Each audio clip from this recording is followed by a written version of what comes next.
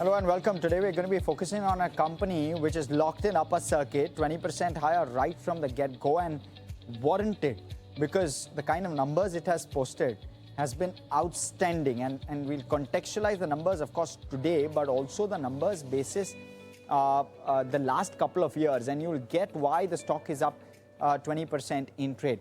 First off, the numbers itself, just look at the Q1 numbers, right?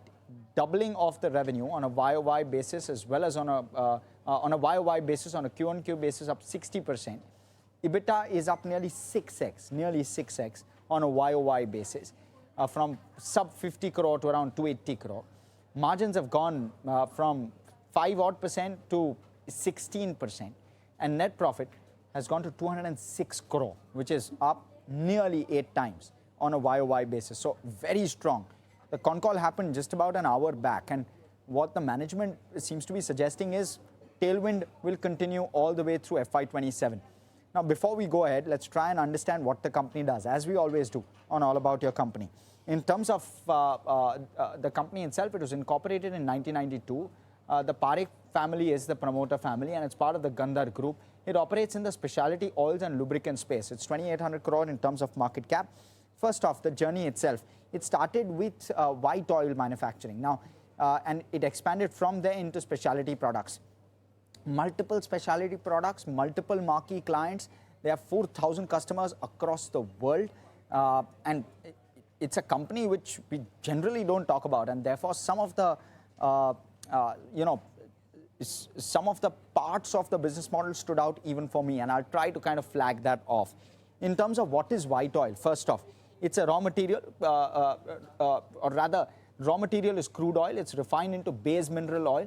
Base oil undergoes hydroprocessing to remove impurities. Color, sulfur, aromatics, and odor are eliminated completely. And thereafter, oil is filtered, tested, and purified to pharma standards.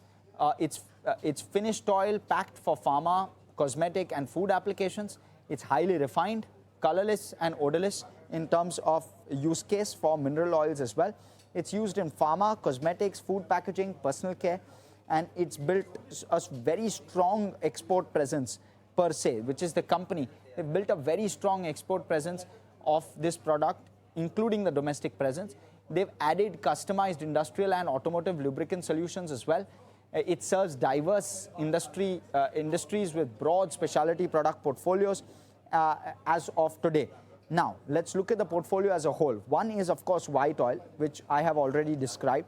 Then there's petroleum jelly. This is typically one of the sub-products and used in ointments, creams, cosmetics, pharmaceutical formulations. Waxes, which is typically used in candles, packaging, coating, rubber, and cosmetics. There's automotive oils, which protects engines, gearboxes, transmission systems from wear and tear. You've got industrial oils, which just reduces friction, improves equipment life of large manufacturing equipment. You've got transformer oils, typically used to cool down transformers. Again, a space which is at play and prevents electrical breakdown as well. Rubber processing oils improves flexibility and tire production efficiency. You've got performance oils designed for demanding industrial operating conditions. The business model is simple. They convert imported domestic and base oils into specialty products. They sell directly to large manufacturers. They have contracts. They also have distributors who sell to manufacturers. 90 to 95% of the product is B2B in nature. You've got a gross margin, which they typically make on a per kilo basis. Realizations are based on an oil index plus a premium. But 40% is the immediate pass-through, is my understanding. We'll try and get a perspective as to whether that understanding is accurate even now or not. 60% of the revenue pass-through has a 35 to 45 day kind of a lag. 90% of the total business is B2B. I mentioned that. Geography, 60% India, 40% exports. Again, very large presence. 100 plus countries is what it exports to. It has a presence over 6 continents. Customers. They've got 4,000 customers. You'll see some marquee names on your screen. They work with pretty much all of them. When you're looking at, so that's how the business is structured. And you'll see across sectors as well. Their customers are not just focused on consumption There are a lot of other sectors. Gulf Oil, for example, Adani Ports, for example, are customers. Now, let me go to the financials and try and give you a perspective of the last 3 years and why Q1 is so significantly different. What you'll see is, well, there's no revenue CAGR here, last 3 years. And that's where one part of the problem actually lies. And that has seen a significant uptick. So 4,200 crore of revenue last full year. They've done 1,750 crore plus only in the first quarter itself. So very strong revenue growth in the first quarter, which is what is leading to the uptick. You look at the EBITDA number. The EBITDA number full year last year was 234 crore. This year Q1 EBITDA is 281 crore. That's higher than most full years except FY23, when the EBITDA full year was 317 crore. And that's why has things structurally changed. And what's really changed is what we want to kind of gather from Ashlesh Parekh, who will be joining us in just a couple of minutes. Profitability at 137 crore for the full year FY26. Negative CAGR on profitability. You've in fact seen profit hit.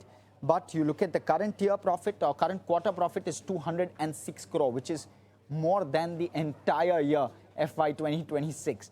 So we'll try again and get a perspective of what's playing out. Now let's talk about margins. And here too, you'll see a structural change, Q1 FY27.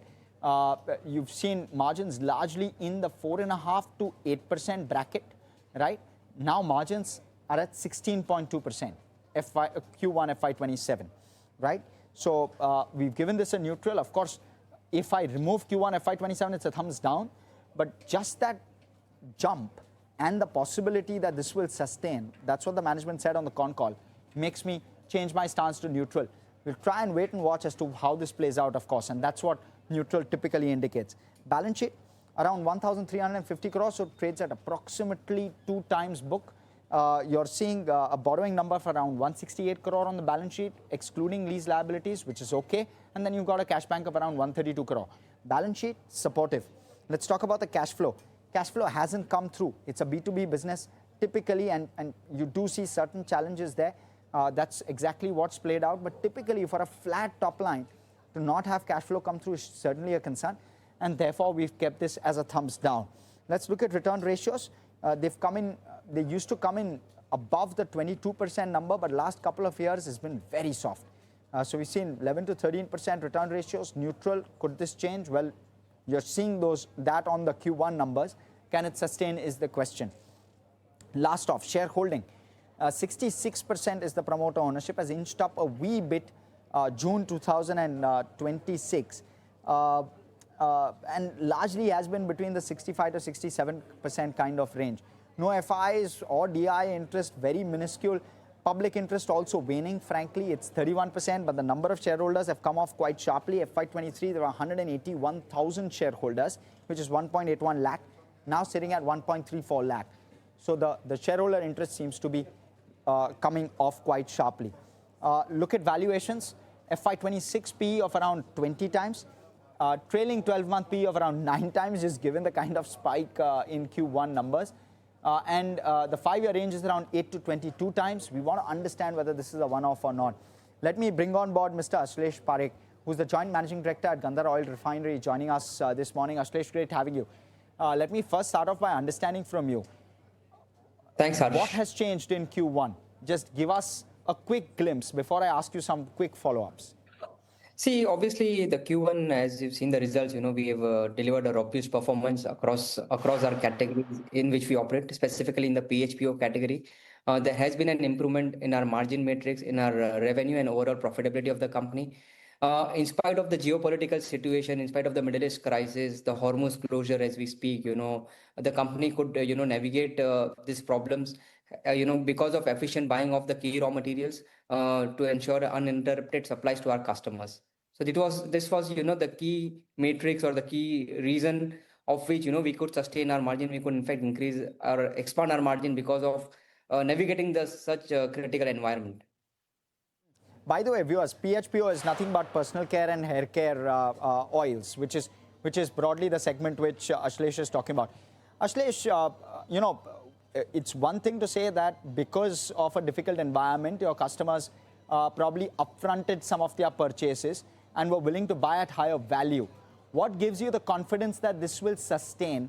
I'll come to the value versus volume growth in just a minute, but just give us a sense of what gives you the confidence that these numbers will sustain all through FY27.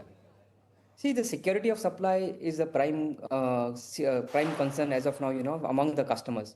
Having said that, primarily the key raw material, which is base oil, is primarily coming from Saudi Arabia or the Middle East sources as we speak. So to navigate this, altering, our supply chain and tweaking our supply chain, has helped us navigate this situation. And we anticipate the war is still ongoing. But even then, we are able to source our key raw material well on time, and the volumes are also coming as we speak. So that is how we are confident that the margins should continue for the quarters ahead. And the top line growth, what's contributing to that? How much volume, how much value? See, if you look at the matrix, the revenue is a compound of the value. I mean, since the raw material prices have increased sharply, there has been a volume growth in the standalone front of more than 12 to 13% from year on year. So we anticipate the volume growth to continue for the quarters as well. And is this linked to crude? So is your value growth linked to crude? See, there is a delay of 30 to 40 days, from crude oil to the base oil pricing. But having said that, yes, I mean the value of the product is indirectly or invariably lead to the crude oil pricing. So, say for example, if you were selling a product at 100 and crude went up by 30%, do you now start selling at 130 after with a 30 to 40 day kind of lag? Is that the right way to think of it? Yeah, it will be a little bit more than 130. I mean, because there are processing, there are other variable overheads, Correct. Sure. needed for manufacturing and processing. Sure. Okay. So a little bit above 130 or 140. So maybe a 30 to 40% accrual comes as a result of the increased crude prices from 60, which was 65, which was the average, to around 100 now. Or rather, 40% of the top line growth comes from there. Is that the right way to think of it? So the top line growth is the deliverable of the pricing as you speak, which is correct. But if you see, the volume also has expanded. I mean, we have registered a volume growth on a standalone basis of more than 13 to 14% this quarter compared to the previous one.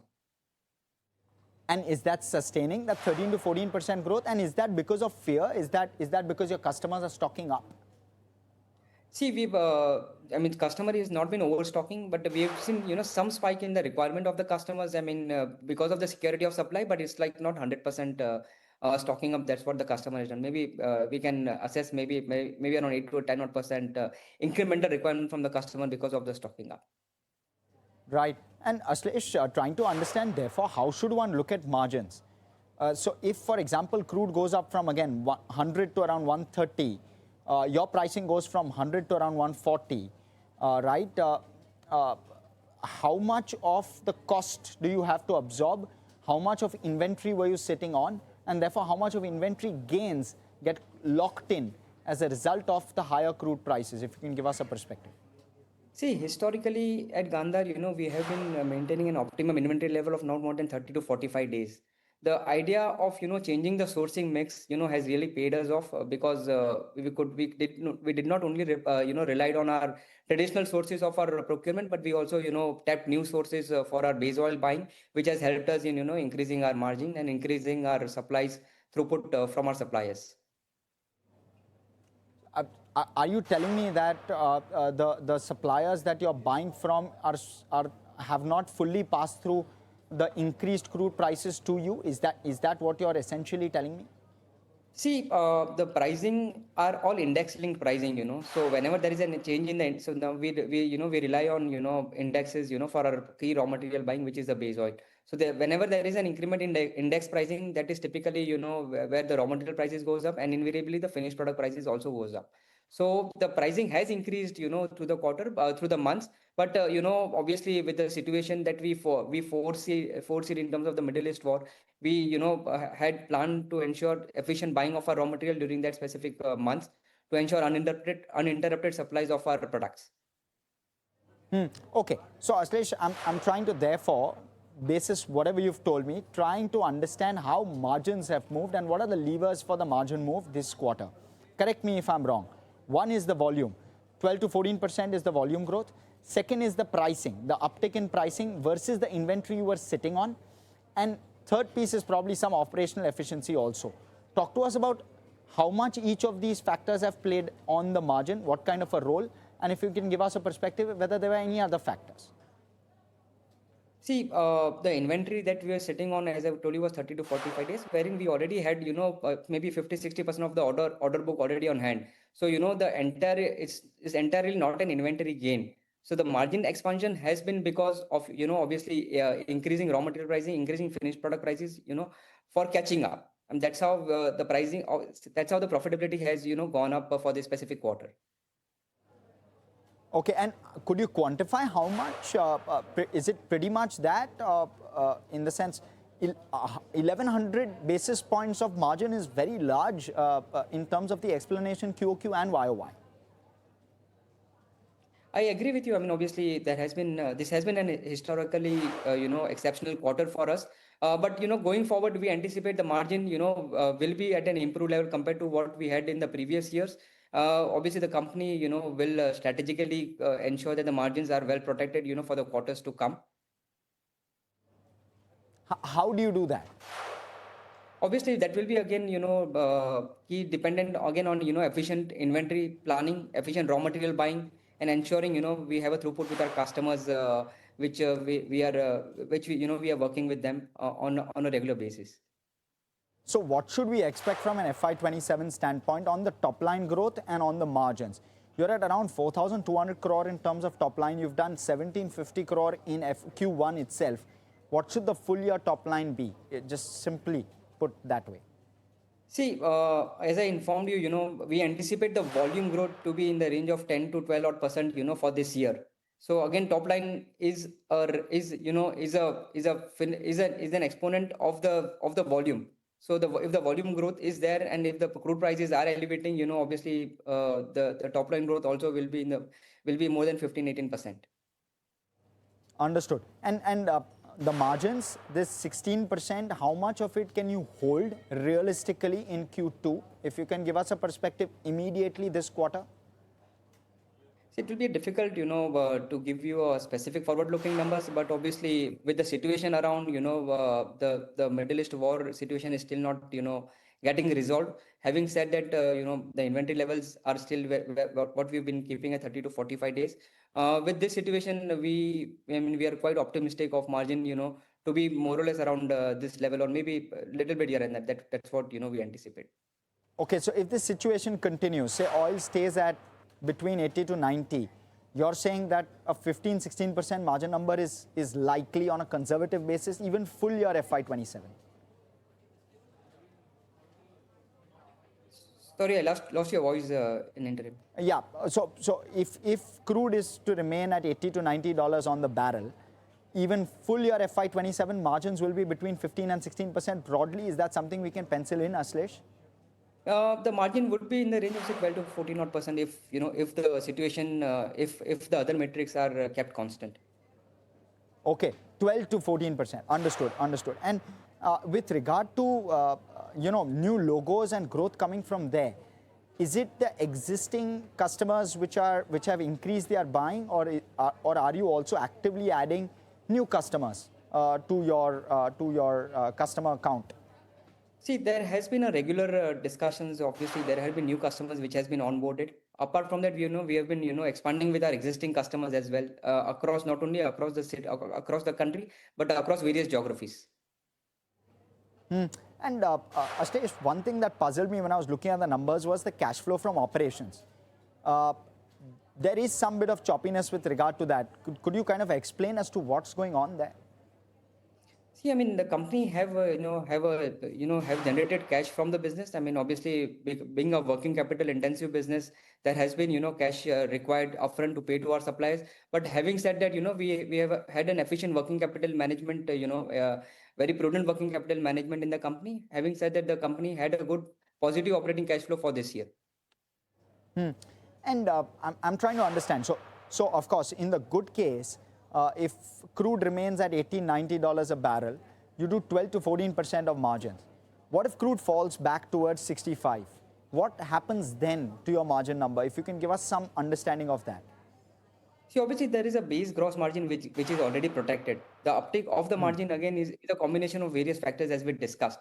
But if the crude is to fall back to say 60 $65 a barrel, even then the margin will be still in the range. The gross margins will the revenue will be in the range of say 75,000 to 80,000 rupees a kiloliter, and the profitability, I mean the revenue, the profitability per KL will be in the range of 8,500 to 9,000 rupees per KL. That's what we anticipate. Understood. Okay, and that's largely the range in which you operate in, right? Ashlesh, correct me if I'm wrong. That's the range you typically operate in. Yeah. So margins will go back towards the maybe a 7% number, 6-7% number. Yeah, so obviously we have been focusing on, how to improvise our margin. The company has been actively adding new customers. We've been working with our existing customers, to formulate new product across the various categories. With that, we anticipate, there will be a stable increment in the margins, if even if the crude cools off. I'm trying to understand the other piece, Ashlesh, with regard to CapEx and with regard to your current capacity. What's your capacity utilization currently, and is there any CapEx in the pipeline? See, there is the current utilization across across our facilities is around 96-97 odd percent. We are discussing internally to increase our production capacity, to take care of the increasing requirement of our customers. But this capacity currently is based on 2-shift basis. In case of an incremental demand, obviously we can activate the third shift and take care of the increased demand from the customers. And then how do you intend to fund that? Given that cash flow from operations has been a constraint, would you then take on more debt? See, obviously the company has enough reserves, and obviously the cash flow has not been a concern. If you see, the company has been, generating cash out of the business. So it would be a combination of, internal accruals and maybe slight debt here and there. Understood. Ashlesh, I'm trying to understand how should one look at your business from a customer perspective. If a customer is coming to you and asking you for a specialized oil or a specialized product, how easy is it for the customer to thereafter migrate from you to another vendor? How critically difficult does it become for the customer to migrate away from you? See, specifically in the personal care, healthcare oils, wherein, the product that we are supplying is, going to a brand. Now, to change to change over a supply from say from a supplier of Gandhar to some other supplier, obviously, the time frame will be nothing less than 5 to 7 years. So the mode of the business is the stickiness of the customers, that we have. I mean, the association with the customer, with the multinational customers have been, more than a decade now to specific customers. And we have been growing with the specific customers, not only within the geography but across the globe. You've bought some bit of stake in Gandhar quietly. Would you be increasing your stake? See, we are confident, on the sustainability and the longevity of the company. Obviously, the company had risen. The promoter had increased the stake, in the previous 2 quarters, and obviously, we still believe there is, enough leverage for growth for the future. And obviously, with opportunity arise, we'll still be looking to increase our stake in the near future as well. Ashlesh, while you're associated with the crude industry, you're a core FMCG kind of play, right? Because when FMCG volumes go up, you'll likely see growth. What are you doing to reduce the choppiness on the numbers? Because there are clearly lots of variables which are not playing out on the numbers on a consistent basis. See, obviously, we have been, focusing on improving our, product mix. The current product mix, the personal care, healthcare category is roughly around 50-51 odd percent. Then we have the process and the insulating oil category, which is roughly around 20 odd percent. And the balance is the industrial and the automotive lubricant. So we have been focusing on, increasing our, revenues from the PHPO category and the transformer oil category, wherein, there is a huge consumption increase because of the electrical requirement, has been increased globally. So that is where, we are working to formulate new product, develop new product, and have, more list of customers to ensure there is an increase and there is a stability in our numbers and profitability. All right, Ashlesh, thank you so much for coming in and speaking to us and giving us that perspective. Viewers, I think it's evidently clear. Thank you, Ashlesh. With regard to what Mr. Parekh is saying, if crude oil stays elevated and choppy, those margins will come in. If not, the margins will temper down. And of course, there are lots of other levers which they are using to ensure that there's better stability in the business. Completely timed out on this edition of All About Your Company. Thanks so much for tuning in.